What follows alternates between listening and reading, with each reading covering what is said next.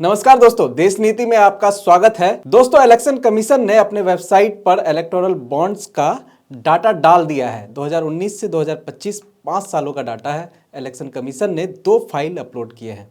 पहले फाइल में चंदा देने वालों का लिस्ट है और दूसरे में पार्टियों का लिस्ट, जिसको जितना चंदा मिला।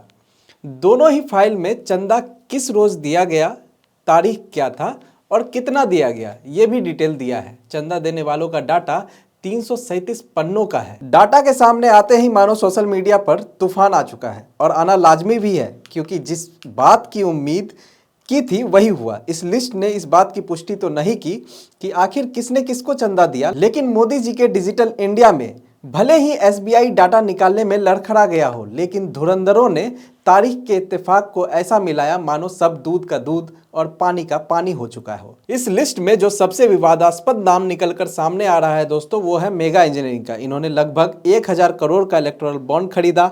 कब खरीदा? 11 अप्रैल 2023 को। ठीक एक महीने बाद खबर देखिए क्या छपी है। मेगा वालों ने एलएनटी को हराकर 14,400 करोड़ की प्रोजेक्ट अपने नाम कर ली है। इसकी तारीफ गडकरी जी संसद में कर रहे थे। अब भगवान जाने ये कोइंसिडेंस क्या कहलाता है। ये मीडिया संस्थान टीवी9 ग्रुप के भी मालिक हैं। अब सोचिए, इतना चंदा देने वाला चैनल कितना निष्पक्ष खबरें दिखाता होगा। लिस्ट में और भी अजूबे खिलाड़ियों के नाम सामने आए हैं दोस्तों। Future gaming and hotel service private limited, इन पर ईडी ने मनी लॉन्ड्रिंग केस में मामले में 400 करोड़ की प्रॉपर्टी जब्ती की। इन्होंने कुल 1368 करोड़ का चंदा दे दिया। ये चंदा देने वालों में पहले नंबर पर है। इनका ऑफिस देखकर लगता ही नहीं है कि 2-4 हजार भी इनके जेब में होंगे। अब किसको दिए? ईडी से बचने के लिए दिए, जिस लिए भी दिए हो, ये कमेंट में आपको लिखते रहना है। मैं बार बार नहीं बोलूंगा, क्रोनोलॉजी समझते रहिए। लिस्ट लंबी है। इनको तो आप जानते ही होंगे। कोविड में जब देश की जनता कंगाल हो रही थी, भूखे मर रही थी, इस भाई साहब ने भर भर के छापा। इतना छापा कि 502 करोड़ बीजेपी को दे दिए। अब 1, 2 और 17 अगस्त को पैसे डाले।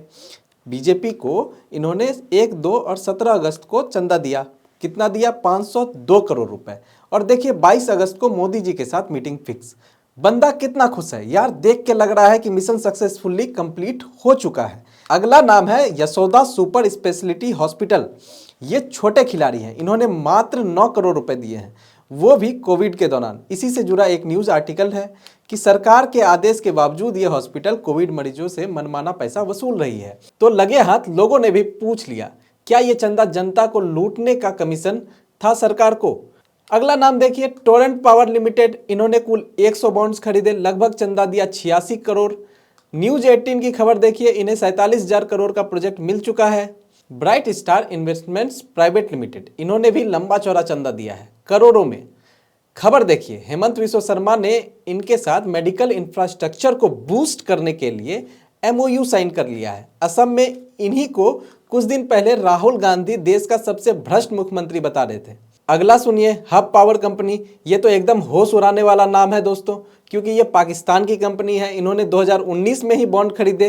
फरवरी 2019 में पुलवामा हुआ और अप्रैल में इन्होंने बॉन्ड खरीदे। किसे दिए ये अभी साफ नहीं है। आप कमेंट में अपना अंदाजा लगा सकते हैं।